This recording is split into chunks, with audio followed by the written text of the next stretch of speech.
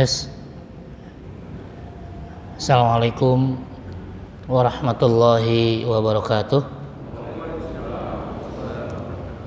Alhamdulillah wassalatu wassalamu ala rasulillah wala hawla wala quwata illa billah ma ba'd. Kepada para jamaah sholat pagi berjamaah masjid At-Taqwa Regensi yang mudah-mudahan senantiasa dimuliakan oleh Allah Subhanahu wa taala. Pertama dan utama, marilah kita panjatkan puji syukur kehadirat Ilahi Rabbi Allah Subhanahu wa taala.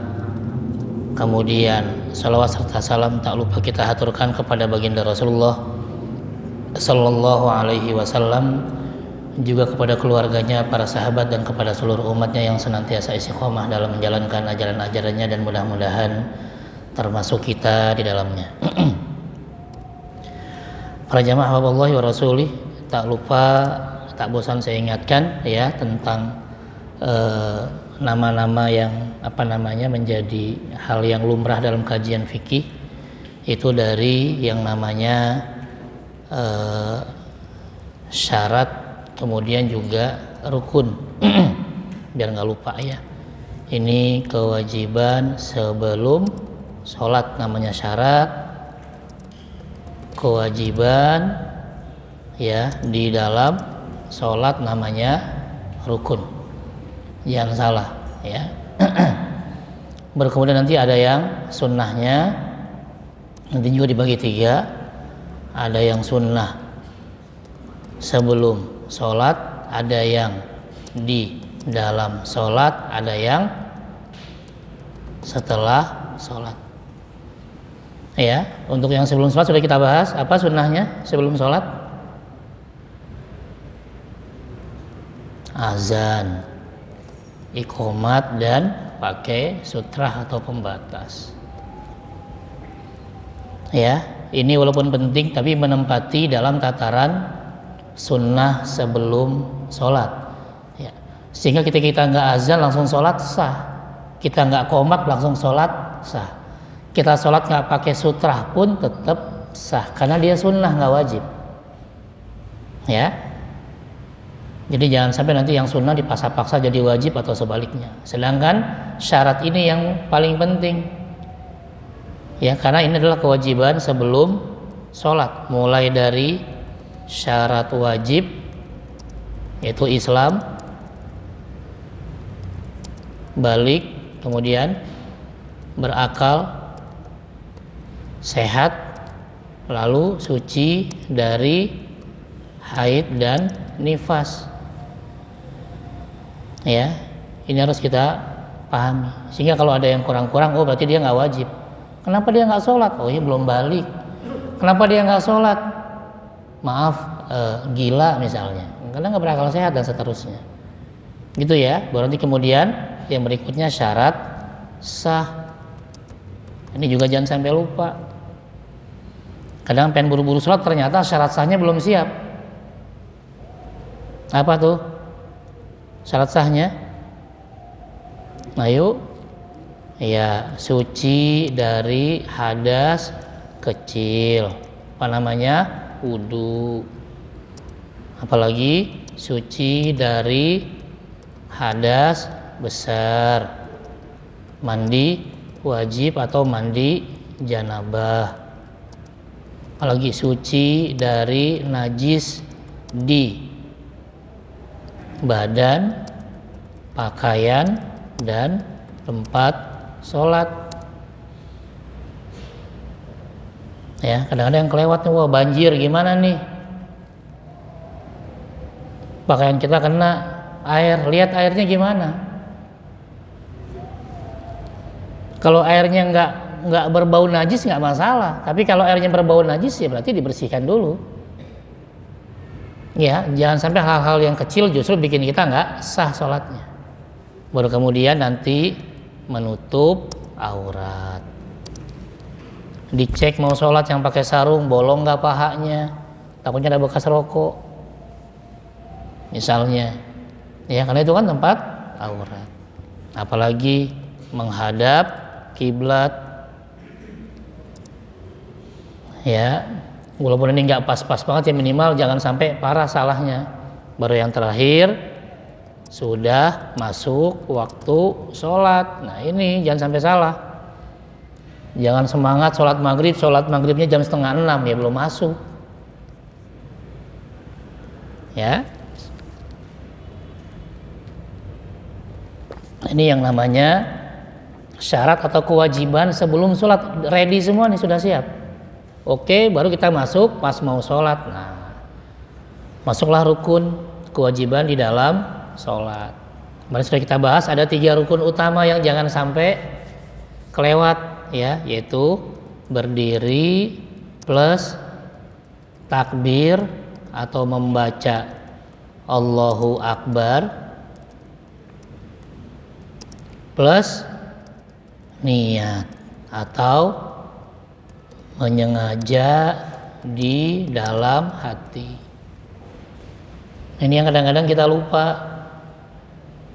ya. Jadi niatnya ketika berdiri dan ketika takbir membaca Allahu Akbar, disitulah ada niat menyengaja di dalam hati. Jangan sampai salah satu hilang, kecuali dalam kondisi nggak normal, misalnya lagi sakit nggak bisa sholat berdiri, oke lah duduk dan seterusnya. Itu ya. Ini pembahasan kemarin kita fokus ke niat ya. Makanya kemarin disepakati ya, dijelaskan dalilnya, mana ayatnya, mana hadisnya, bahkan sudah sepakat ya.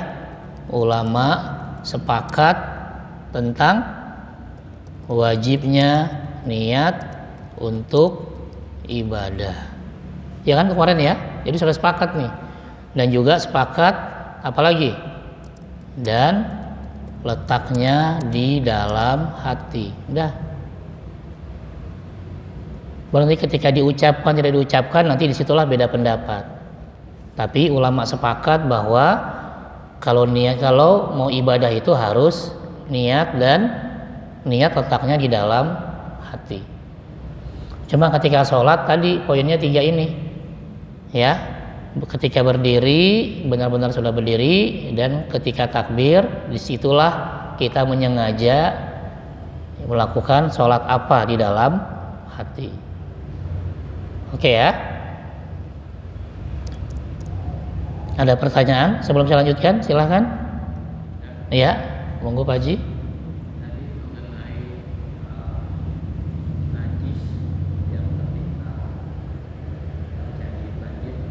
Oh iya nih ya.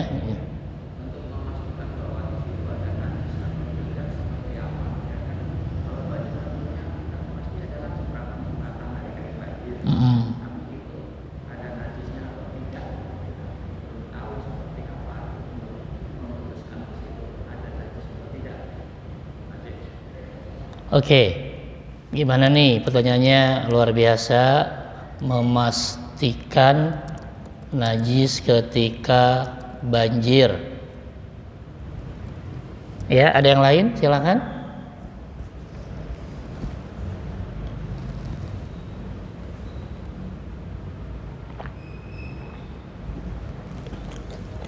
Kalau tidak kita bahas ya.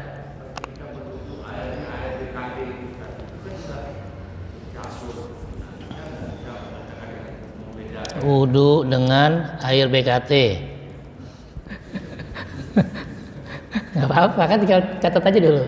Apalagi ayo. Ya, berarti kita masuk ke bab air ini. Air itu gimana dalam mazhab Syafi'i? Ya. Nanti kan ada yang namanya ma'un tohur, air yang suci dan mensucikan. Ini kan yang paling aman ya. Air yang suci dan mensucikan. Bahasanya adalah ma'un tohur.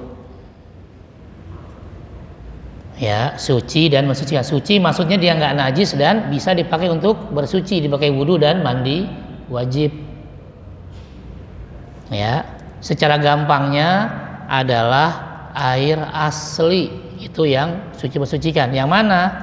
2 sumber, bisa yang turun dari langit dan yang keluar dari bumi. Ini yang disebut sebagai ma'un tohur atau air yang suci dan mensucikan asli. Berarti apa nih? Air hujan yang langsung, jangan yang lewat talangan. Yang lewat talangan takutnya nyampur sama kotoran apa kita nggak tahu. Jadi kalau kita mau wudhu pakai air hujan sah kalau yang langsung dari langit. Dia asli. Ya, juga yang lain apa? Nanti air sungai di sini kalau yang asli ya. Ini kita belum ngomong BKT belum nih. Misalnya air yang dari gunung ya, pegunungan, mata air danau. Pokoknya yang asli-asli ini berarti bisa buat wudhu atau mandi hadas. Nah, gimana yang kasusnya tadi air banjir? Nah, nanti dalam kajian mazhab Syafi'i juga ada yang namanya air banyak dan air sedikit. Ini dulu difahami biar gampang ya, plus minus lah ya. Air banyak itu minimal 200 liter. Ada yang mengatakan kurang dikit ya, biar gampang lah ya. Pokoknya kalau 200 liter lebih itu dianggap air yang banyak. Bahasa fikihnya kullataini, 2 kullah. Ya, dia air yang 200 liter atau lebih. Air yang sedikit kurang dari 200 liter. Oke ya, kita pahami ini dulu. Apa bedanya? Nah, bedanya air sedikit ini jika terkena najis maka otomatis najis. Air yang di bawah 200 liter kalau kena najis, baik berubah atau nggak berubah itu air, otomatis dianggap najis. Ya, dalam kajian mazhab Syafi'i begini. Tapi kalau airnya banyak 200 liter lebih kemudian kena najis, maka dia nggak langsung dianggap najis, itu bedanya. Ya, kalau airnya banyak tadi plus kena najis maka ya belum najis kecuali ada rasa, warna dan aroma yang najis, baru dia dianggap najis. Kira-kira air banjir ini air dikit air banyak? Banyak, sampai 200 liter lebih. Berarti masuknya yang otomatis najis atau belum najis? Belum najis. Jadi dilihat dulu, ya nggak usah dirasain, minimal ada aromanya lah. Kalau warna kan kita nggak tahu ini warnanya coklat nih, bisa jadi warna coklat itu karena tanah gitu kan. Tapi kalau kok aromanya nih kayak ada bau pipis misalnya kan, atau bau BAB, nah itu kan jelas aroma najis. Tapi kalau banjir kemudian tidak ada aroma najisnya, bahkan warnanya juga bening, berarti aman. Itu ya jaraknya ya. Jadi kalau airnya kurang dari 200 liter dianggap sedikit, kena najis sedikit otomatis najis, maka harus dibersihkan. Tapi kalau airnya 200 liter atau lebih, maka dia baru dibilang najis kalau rasa, warna dan atau ada aroma najis. Ya, kalau bahasa fikihnya kullataini, 2 kullah. Nah, nanti tinggal kita cek aja begitu kita nanti naik ke masjid. Kira-kira misalnya ada yang basah dikit nih, kita cium aja. Oh enggak kok, enggak ada bau apa-apa, ya udah aman. Gitu ya. Tapi kalau memastikan takutnya kena najis nih, ya udah tinggal cuci aja yang kena cipratan tadi. Tapi sebenarnya kalau dicek 3 ini, rasa, warna, aromanya aman, insya Allah dia sudah aman. Karena tadi banjir dianggap air yang banyak. Ya, jadi patokannya gitu ya. Patokannya apakah sudah 200 liter atau belum. Kalau belum dianggap air sedikit, maka otomatis. Nah, makanya kalau orang-orang zaman dulu tuh kenapa kalau bikin musola, bikin masjid pakai bak yang besar kan? Buat wudhu langsung. Kenapa? Jadi kalau ada najis selama nggak berubah aman. Tapi kalau di bawah 200 liter itu yang masalah. Ya, jadi termasuk teman-teman saya juga yang bikin kontrakan dia gede-gedein tuh baknya tuh untuk berapa ini. Jadi dia ketika nanti orang-orang yang kontraknya wudhu atau dia mau mandi atau mau apa aman karena sudah disetting baknya itu 200 liter lebih. Gitu ya, biar dianggap dia aman ketika ada najis selama tidak merubah rasa, warna dan atau aroma, maka dia tidak dianggap najis. Gitu ya. Jadi kita nggak bisa bilang ini najis ini enggak, kita yang tahu. Cek aja 3 ini, minimal aromanya lah. Ya. Wallahu a'lam. Oke ya, itu clear Pak Ji ya. Ya. Sekarang kita bicara BKT. Gimana nih RBKT bisa nggak buat buat wudhu? Ya, air BKT atau air pam gitu kan yang di Bekasi kan, itu kan pam kan juga dari air kali kan, ya di situ sampah,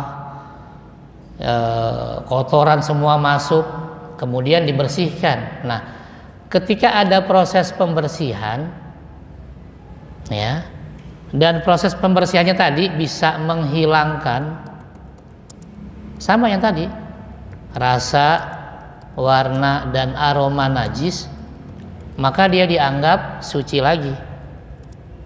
Jadi air yang suci dan mensucikan. Ya, walaupun asalnya air kalinya tadi butek, kotor, sampah, ya najis semua ngumpul di situ, tapi kemudian masuk ke jaringan pam gitu ya, perusahaan air minum, kemudian diolah sedemikian rupa dengan teknologi canggih sehingga betul-betul bisa menghilangkan ini rasa, warna, aroma najisnya, maka dia sudah kembali seperti sedia kala, yaitu air yang suci dan mensucikan. Kecuali mungkin misalnya ketika kita mau pakai air pam tiba-tiba ada yang keruh tuh, kadang-kadang gitu ya, ketika nguras tuh, wah lagi keruh nih, kalau lagi keruh ya udah buang aja, jangan dipakai buat wudhu, tapi pas bersih baru dipakai lagi buat wudhu. Ya, kadang-kadang mungkin berapa bulan sekali, kadang begitu kita buka pam, ya buka keran, ada yang kotor ya. Nah itu biasanya pas lagi nguras itu. Kalau saya tanya, mulai nguras Pak, ya udah itu keluarkan saja, sampai nanti bersih, baru kemudian kita pakai lagi buat wudhu. Ya, jadi yang asalnya najis pun ketika memang 3 ini hilang, ya maka najisnya juga dianggap hilang. Ya, wallahu a'lam. Nah, yang BKT masuk ke sini enggak? Yang BKT gimana? Yang kesini maksudnya? Yang ke PAM ini bukan? Atau gimana? Nah, kalau yang BKT langsung ya tinggal dilihat air BKT-nya kira-kira ada rasa, warna, aroma najisnya nggak? Itu aja. Kalau kita yakin nggak ada Pak, ya udah aman. Ya, tapi kalau ada, ya, karena kan tergantung nanti luasnya airnya kan. Contoh lah kayak air laut. Ya, air laut apa sih yang nggak ada najis di sana? Tapi karena ya lebih banyak air lautnya, belum di sana ada pembusukan dengan garamnya, insya Allah hilang najisnya. Iya kan? Ya kalau BKT seluas itu kemudian najisnya juga sedikit dan tidak kentara, tetap bisa dipakai. Tapi kalau khawatir ya sudah pakai yang ini juga bisa buat wudhu kan? Ya simple ya. Ya jadi kalau meragukan ya nggak usah. Kita cari yang betul-betul meyakinkan. Ya wallahu a'lam. Ya monggo silakan yang lain.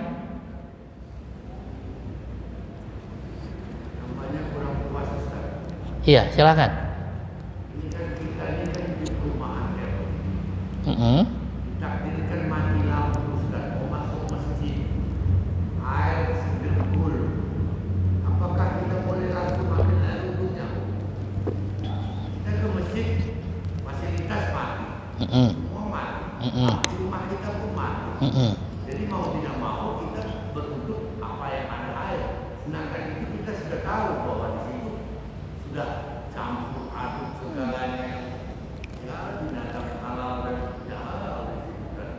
Apakah yang diperbolehkan dalam hukum kita berwudhu dengan ada yang sedengkul air di depan kita ini? Kita nggak bicara kali kan? Iya, misalnya tadi ya ada satu kasus kita mau ke masjid, ternyata di jalan sudah selutut banjirnya, walaupun masjidnya tetap aman, ya sampai ke masjid tapi listriknya mati. Kita nggak bisa pakai air, gimana nih? Ya tinggal kita pegang aja lutut kita pegang kain atau celana kita. Kira-kira yang banjir tadi ada aroma najisnya nggak? Itu dulu yang dipastikan. Kalau enggak, ini cuma air biasa kok, nggak ada aroma najisnya, ya udah bisa dipakai buat sholat. Ya. Tapi kalau iya nih kayaknya udah apa yang lengket lah, yang apalah, kemudian ada bau-bau yang najisnya lah, ya sudah, berarti itu nggak bisa dipakai buat sholat. Ya, dipaksakan pun percuma. Gitu ya. Maka tadi kan dijelaskan kenapa yang difokuskan itu syaratnya dulu, karena syarat itu kewajiban sebelum sholat. Sebelum sholat kita harus ready semuanya.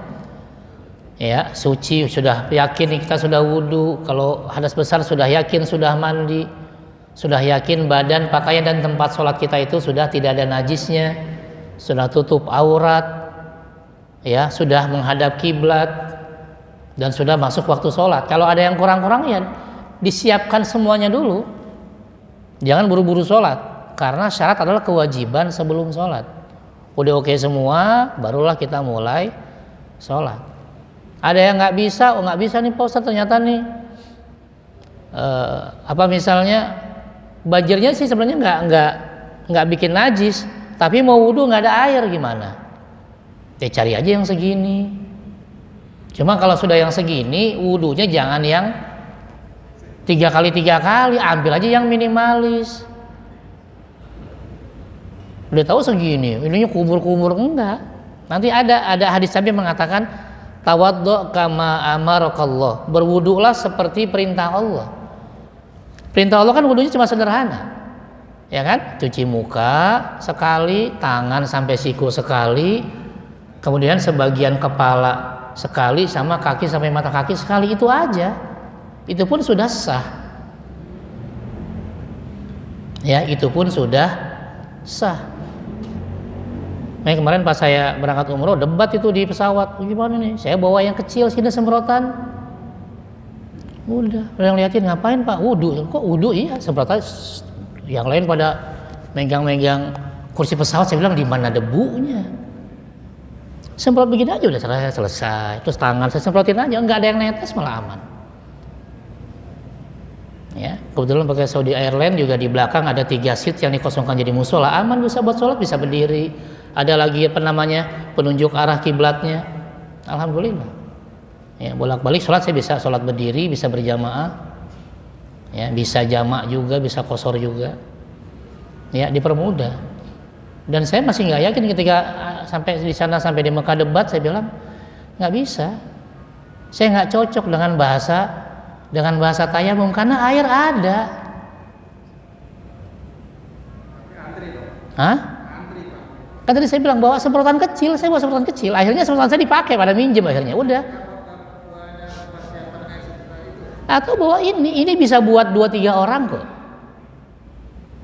Ya kan? Buka sedikit, buka sedikit tangan. Kan cuma diusap aja, sedikit kepala, sedikit kaki. Ini bisa buat 3 orang.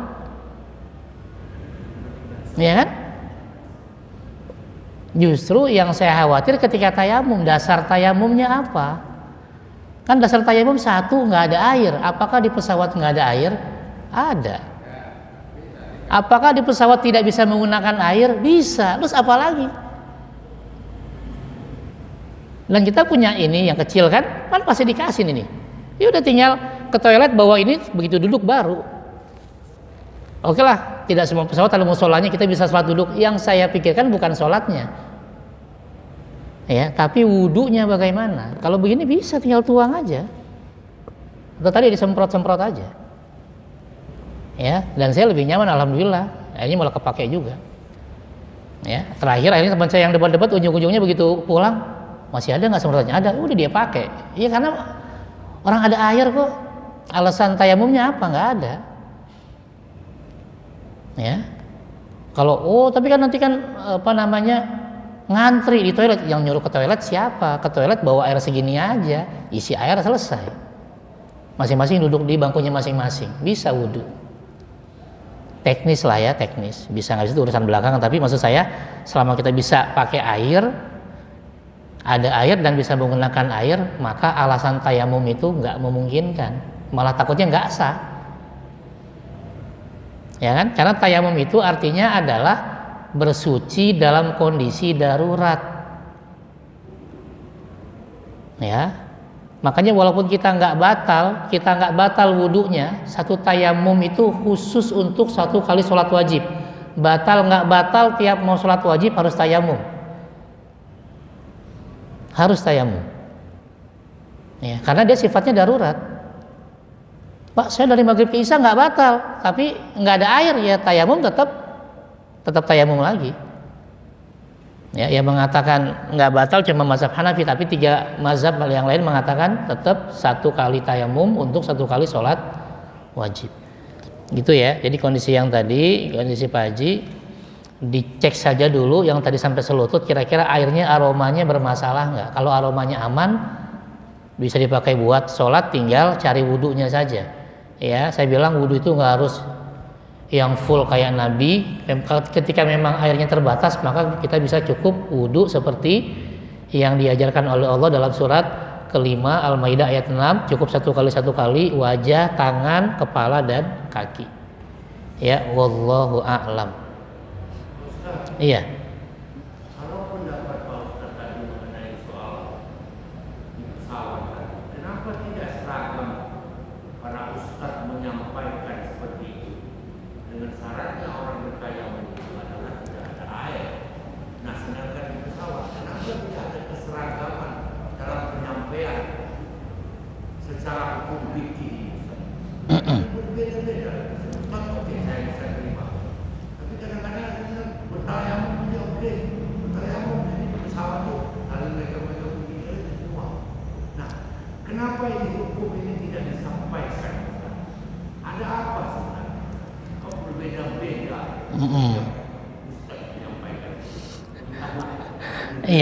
Iya, kenapa kok berbeda-beda ya? Ya karena kan setiap orang, iya. Jadi gini kan, pertama kan setiap orang punya pemikirannya sendiri, jelas ya. Dan yang kedua, ya ada yang sudah menganggap bahwa di pesawat itu darurat. Mereka berpikir mana mungkin 300-400 orang disuruh ngantri untuk ke toilet. Itu kan hal yang tidak memungkinkan. Karena itulah untuk lebih mudahnya dan tidak bikin gaduh di pesawat dan mempermudah para pimpinan ya atau yang travelnya, udahlah diminta untuk tayamum. Padahal kalau tadi misalnya kita siapkan sejak awal, botol kecil itu saya beli cuma 5.000 kok yang semprotan itu. 5.000 segini. Jadi saya bisa pakai buat 2 atau 3 kali wudhu. Disemprot aja kayak kita nyemprotin burung. Ya kan? Misalnya kita bawa jamaah 10, 20, 50 orang, tinggal beli 5.000-an berapa paling sih? Nih, pegang ya. Nanti pasti toilet bandara isi air penuh, tinggal kantongin. Aman. Kalau saya sih cuma teknis aja. Yang satu sisi dikhawatirkan mereka berpikirnya, wah ini nanti bakal ngantri nih.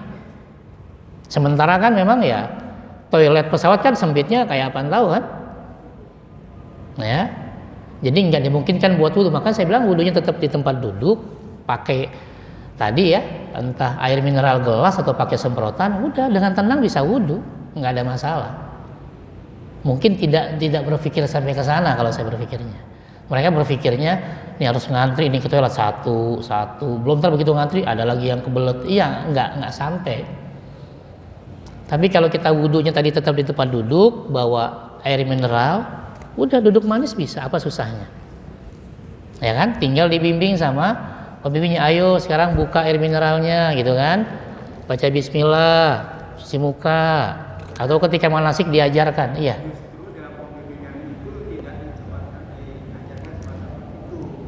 Justru kenapa? Pembimbingnya?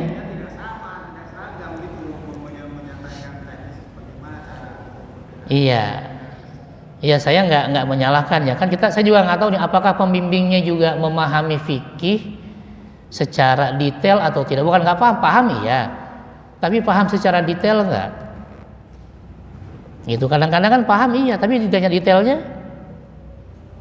ya. Jadi kesimpulannya berarti tergantung pada pribadi masing-masing mempunyai ilmunya masing-masing gitu aja Ustaz.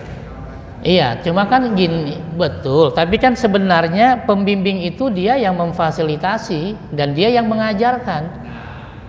Jadi harusnya mungkin ketika ada pertemuan-pertemuan para travel itu, mereka tuh juga membahas masalah ini. Gimana nih baiknya? Biar nanti semua travel ada kesepakatan apakah harus wudu atau tayamum misalnya. Teknisnya bagaimana? Itu kira-kira dibahas, kan saya nggak tahu juga. Ya. Sebenarnya itu sederhana. Orang nggak ribet kok, apa cuma duduk di bangku masing-masing kan?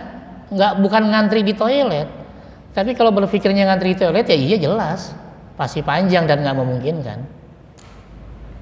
Maka di zaman dulu yang pernah saya tanya itu orang-orang tua dulu kalau pergi haji mereka bawa tanah taruh di geretan bekas korek. Nanti begitu mau wudu mereka buka, mereka tempelkan di situ. Itu malah lebih jelas. Kenapa? Jelas tanahnya.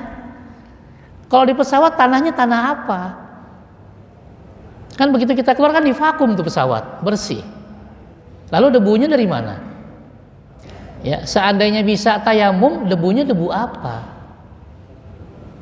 Ya, karena bicara debu itu dalam 4 mazhab dikatakan ya, dalam mazhab Hanafi, Maliki, ya, dan Syafi'i ini dia harus debu di atas tanah untuk tayamum. Ya, 3 mazhab. Sedangkan mazhab Hambali baru mengatakan debu yang lain juga boleh, seperti debu yang ada di ruangan yang ditinggal selama bertahun-tahun. Mungkin nggak pesawat kayak begini? Nggak ada. Jadi dia pakai mazhab siapa? Kalau pakai mazhab yang 3 nggak mungkin, harus debu yang di atas tanah. Kalau pakai mazhab yang keempat ini seperti debu yang ada di ruangan yang ditinggalkan selama bertahun-tahun, kelihatan debunya. Jadi yang nempel-nempel di pesawat itu debu apa nggak tahu, pakai mazhab apa nggak ngerti. Kecuali orang yang dioperasi di atas apa itu boleh kan? Nanti dia lain lagi. Kan nanti ada perawatnya yang apa namanya? Ya cari yang cowok lah. Kalau masih dia dioperasi kan, ketika operasi dia belum sadar, ya belum bisa sholat. Nanti begitu sadar ditayamumkan sama perawatnya atau sama keluarganya. Tinggal nanti kan bawa debu dari tanah sedikit, ditayamumkan aja kalau repot untuk wudu. Jangan cuma muka sama tangan. Setelah itu silakan sholat sesuai dengan kemampuan, walaupun hanya dengan menggerakkan mata tetap sah. Yang kita tekankan di sini bukan sholatnya, tapi wudu atau tayamumnya. Gitu ya. Ini yang dikhawatirkan, takutnya ada yang memudahkan, ujung-ujungnya malah nggak sah. Karena kalau sholat nggak wudu ya nggak sah. Dan ketika wudu nggak layak diganti dengan tayamum, ya otomatis dia dianggap tidak wudu, dianggap nggak sah. Karena ada salah satu syarat sah sholat yang tidak dikerjakan. Ya, wallahu a'lam. Ya mungkin saya ada salah pemahaman, tapi yang saya lihat ya nggak ada daruratnya. Kalau toh memang sejak awal disiapkan dengan air mineral gelas atau tadi alat penyemprot, mereka bisa wudu di tempat duduknya masing-masing. Ya, wallahu a'lam. Ya.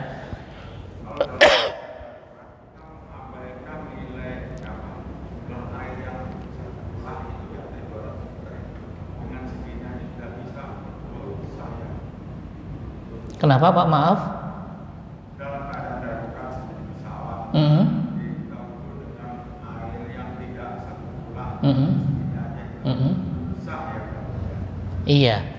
Iya, maksudnya yang tadi kita bahas itu air 2 kulah atau lebih itu kalau ada air yang kena najis. Maka kalau dia belum sampai 200 liter otomatis jadi najis. Tapi kalau airnya di atas 200 liter kena najis, dia tidak langsung dihukumi najis. Sedangkan air yang kita bawa entah dalam botol atau gelas ini kan sudah pasti suci, karena kondisinya tertutup, ya kan? Dan ketika kita mau wudhu pun kita buka, bukan kita kobok tapi kita tuang dikit gini, tuang. Nah, tuang kan ada di sini air kan, pakai buat muka, tuang lagi dikit buat tangan, tuang lagi kan masih sisa banyak nih. Maka saya bilang segini aja bisa buat 3 orang mungkin, karena cuma dituang dikit aja udah buat muka, bukan disembur begini, bukan disiram tapi dituang aja dikit, ya. Jadi untuk yang air tadi sekecil ini atau kurang dari ini, kan emang ini asalnya nggak kena najis, aman, tertutup, jadi nggak ada masalah. Yang kita bilang tadi air 2 kula atau itu kalau kondisinya terkena najis, ada yang langsung dihukumi najis kalau kurang dari 200 liter, ada yang dianggap belum najis kalau salah satu penyebab najisnya nggak kentara seperti tadi rasa, warna dan aromanya, ya. Wallahu a'lam. Oke, jadi bisa dipakai ya, karena kan kita bawa juga airnya dalam kondisi tertutup dan pasti suci, tidak najis. Oke, yang lain? Ya. Saya nggak usah bertanya karena nggak tahu. Mohon maaf. Mazhab itu berbeda-beda, Pak. Mazhab Syafi'i, Hambali, Maliki, Hanafi itu. Syafi'i sendiri yang bermazhab itu berwudu 3 kali. Jadi kalau kita bertayamum tadi berwudu di pesawat tadi, berarti kita ikut mazhab Syafi'i kan, hanya 1 kali. Jadi ikut Hambali atau Hanafi. Boleh?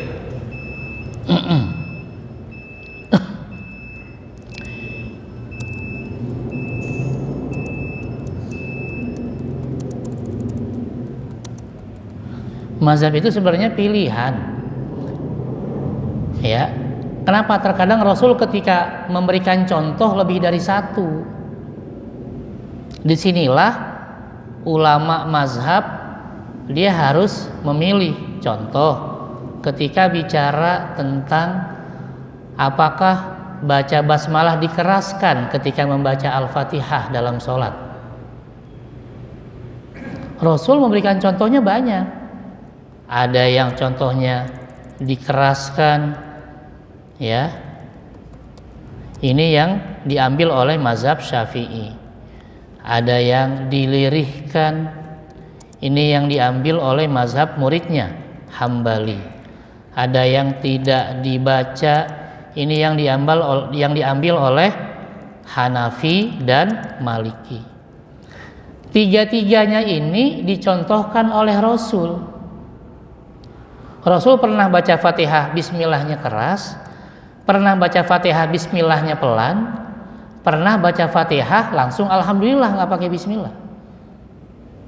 Tapi kan ulama harus pilih yang mana ya, gitu loh. Nah, Syafi'i kebetulan milih yang keras, Hambali milih yang pelan. Makanya yang di Timur Tengah yang haji umroh kan pelan tuh bacanya, Bismillahirrahmanirrahim, alhamdulillah, baru keras kan.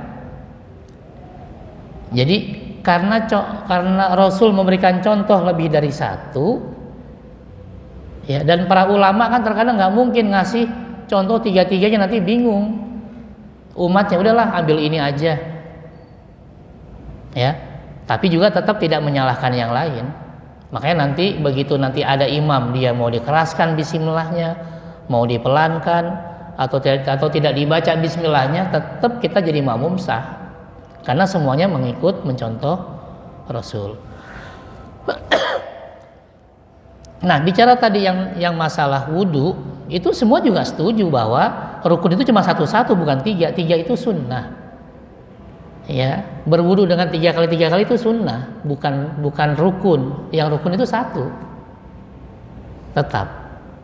Ya, cuman mungkin nanti dalam beberapa hal beda, misalnya dalam mazhab Syafi'i rukunnya cuma sebagian kepala saja. Dalam mazhab Maliki harus semua rambut kena. Itu mungkin bedanya. Ya, hanya dalam beberapa hal-hal yang kecil. Tapi secara umum semuanya sama. Kenapa?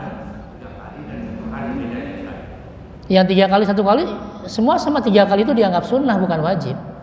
Ya, melakukan wudhu 3 kali itu untuk setiap anggota wudhu itu sunnah, nggak wajib. Yang wajib semuanya sekali-sekali. Ya, kenapa? Karena memang dalil ayatnya juga kan sekali di Al-Maidah ayat 6. Cuma nanti ada beberapa kasus yang agak berbeda kayak tadi, bagaimana mengusap rambut, ada yang mengatakan harus semua rambut kayak Maliki, ada yang sebagian kecil kayak Syafi'i, bahkan ada yang setengah kayak Hanafi. Itu hanya perbedaan memahami teks ayatnya dan hadisnya, ya. Wallahu a'lam. Jadi ini pilihan dari para ulama, ya, pilihan ulama, bukan pilihan kita. Kalau kita nggak punya ilmu untuk memilih. Kalau mereka para ulama memilih karena memang mereka sudah menguasai bahasa Arabnya, bahkan hafal ayat dan hadisnya, ya, bahkan mengerti bagaimana kondisi di zaman Nabi dan seterusnya. Kita kan nggak paham semua, karena itu kita lebih aman untuk jadi follower saja, pengikut dari mazhab yang ada, simple. Itu ya, wallahu a'lam, ya.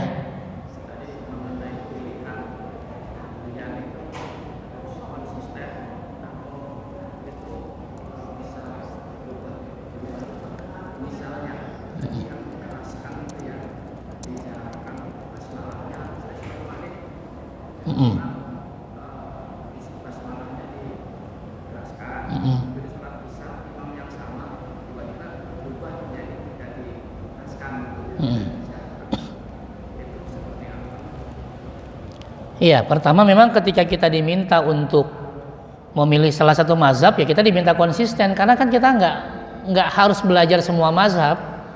Sama kayak belajar baca Quran kan kita, ya kan? Kira-kira yang ngaji baca Quran nih ngikutin satu imam atau 7 imam? Emang ada Pak Ustadz tuh? Nggak tahu.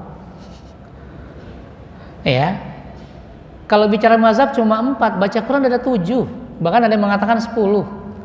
Tapi kita diminta untuk ngikutin salah satu saja, ya.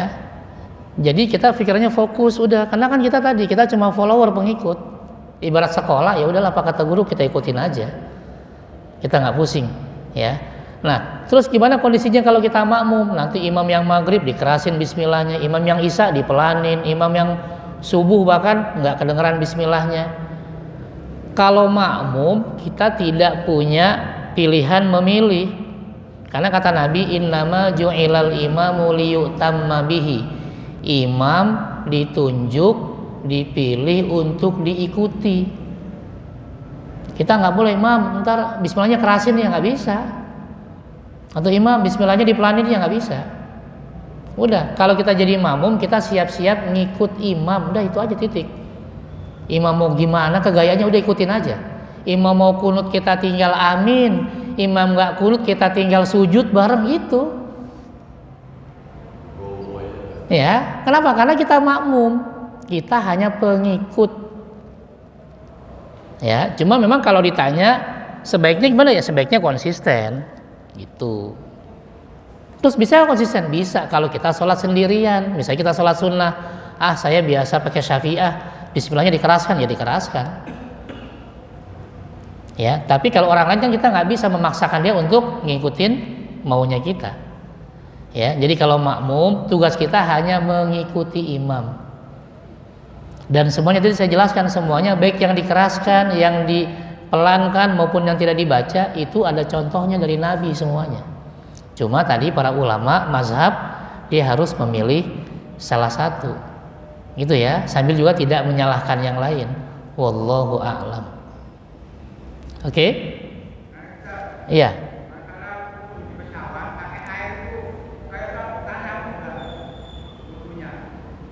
Wudunya kayak tayamum gimana tuh?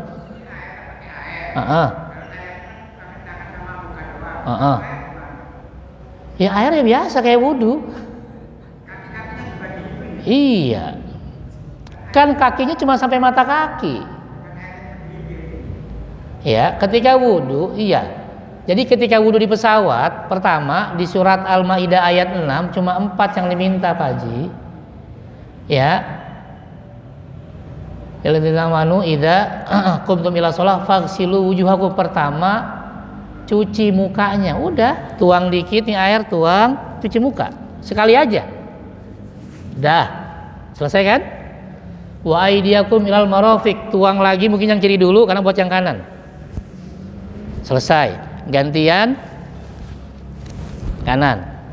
Wamsahu biruusikum, tuang lagi dikit juga nggak masalah. Baru tuang lagi, kita tinggal duduk dikit, nunduk buat kaki sampai mata kaki. Yang penting basah. Sekali-sekali aja. Ya, bisa kan dengan begini kan? Kita tinggal agak bongkok dikit, agak bungkuk, udah usap air ya ke kaki kita. Bahkan kalau kita lupa, kemudian yang kita usap kiri duluan baru kanan, tetap sah wudunya. Misalnya pas ngusap kanan, pas ngusap tangan, kiri dulu baru kanan, sah. Termasuk ketika kaki, kiri dulu baru kanan, tetap sah. Karena di Al-Quran tidak dijelaskan mana kanan kiri, jadi mau kiri duluan boleh, cuma kalau kanan nambah pahala sunnah. Kira-kira kalau cuma sekali dan cuma 4 anggota tubuh, nggak usah kubur-kubur, nggak usah hidup, cuma muka, tangan, kepala sama kaki, bisa nggak? Bisa kan? Dan segini cukup nggak? Cukup. Ya, jadi buat saya sih sebaiknya lebih nyaman disosialisasikan saja ke para travel yang ada. Mereka siapkan aqua gelas atau apa, dibagikan, udah. Begitu nanti mau pada sholat, tinggal jelaskan. Insya Allah. Ya, iya. Wallahu a'lam. Mudah-mudahan udah diterapkan ya, mudah-mudahan. Itu ya Pak Ji ya, bisa ya. Jadi kita jangan berpikirnya penuh harus kumur-kumur, bercidung, ya enggak. Ya, yang wajib-wajib saja, yang rukun-rukun saja. Oke? Ada yang lain? Cukup? Cukup ya, kita tutup dengan baca hamdalah. Alhamdulillahirabbil alamin, subhanakallahumma wa bihamdika asyhadu an la ilaha illa anta astaghfiruka wa atubu ilaik. Assalamualaikum warahmatullahi wabarakatuh.